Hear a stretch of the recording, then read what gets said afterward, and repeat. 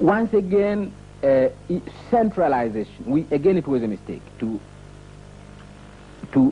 centralize, you need a lot of ability to be able to centralize. And it's better to commit the mistake of the people themselves with their little experience and continuously gaining their experience, running small cooperative unions. It's better to commit the mistakes there than to run the risk of centralization. When you make a mistake there, the mistake is very serious. Julius Nyerere, as Tanzania's president, philosopher king, shaped the country's policies and image to his own designs, moving later in his career into a new role as international proponent of the Third World Cooperation. But I go out, and sometimes I get annoyed, but sometimes I don't get annoyed. Here I am, former president of my country, no problem in Tanzania. We've never had these problems that they have. But I'm an African, and they see me, and they ask me the problems of Rwanda. I said, but I don't come from Rwanda. But you come from Africa. What's the difference? But I don't meet everybody. I don't meet an Englishman somewhere. If Blair was to come to Dar es Salaam, I don't ask him what is happening in Bosnia. It never occurs to me.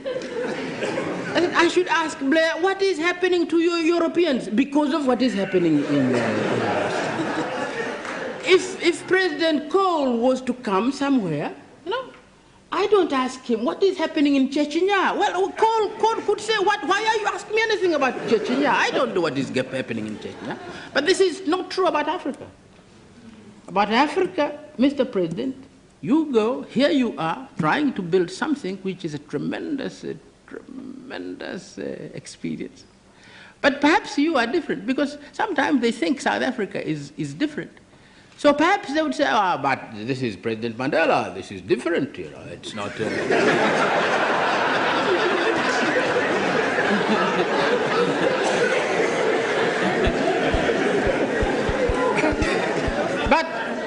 But for the likes of me, no, I'm an African.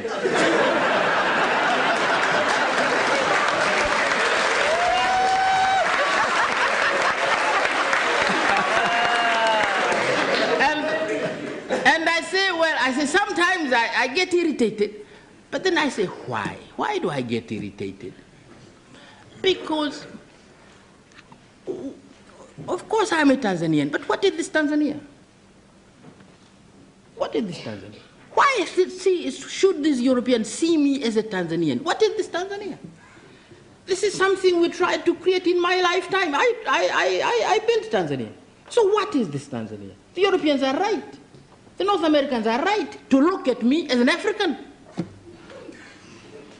As African countries became independent, several African leaders like Nyerere and Kwame Nkrumah joined the non-aligned movement. Originally, non-alignment simply meant not aligned with either of the military and ideological camps. If I go to Britain, I marvel at what has taken place. If I go to the United States, I'm overawed by the development there. If I go to China and see what they are doing, that we can also do.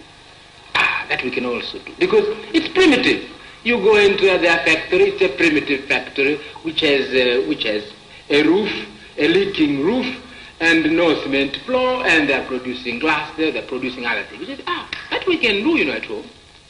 And many things like that. If you go and you find the way they're organizing their communes, they're using tradition in order to break tradition. You see, we can do that in Africa too, and many things like that. Africa has experience. If really Africa wants to be objective, China has experience, which is very relevant to what is taking place in Africa at present. This is not a good thing to say, with the others who see China as merely a threat and not some country from which we can learn. And then there are others China is doing. He sometimes led campaigns for world peace and nuclear disarmament while allying himself closely with distinguished leaders like Pierre Trudeau of Canada, Olof Palme of Sweden, Willy Brandt of Germany, and Terje de Allende of Denmark. Nyerere met Prime Minister of Canada Pierre Trudeau, Queen Elizabeth of Britain, Australian Prime Minister and US President John Kennedy on bilateral and multilateral cooperation. The President of Tanganyika, President Nyerere.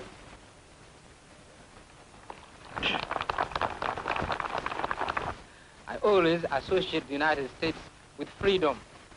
During those days when we were struggling for our freedom and having chosen the method of peace to achieve our freedom, I used to come almost annually to the United Nations organization to plead the cause of the freedom of my country.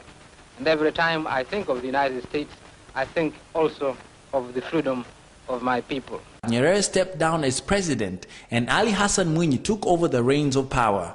Nevertheless, Nyerere continued to be an important political figure by retaining the position of chairperson of the ruling party Chama cha Mapinduzi, which had been formed in 1977 after the amalgamation of the Afro-Shiraz Party and TANU.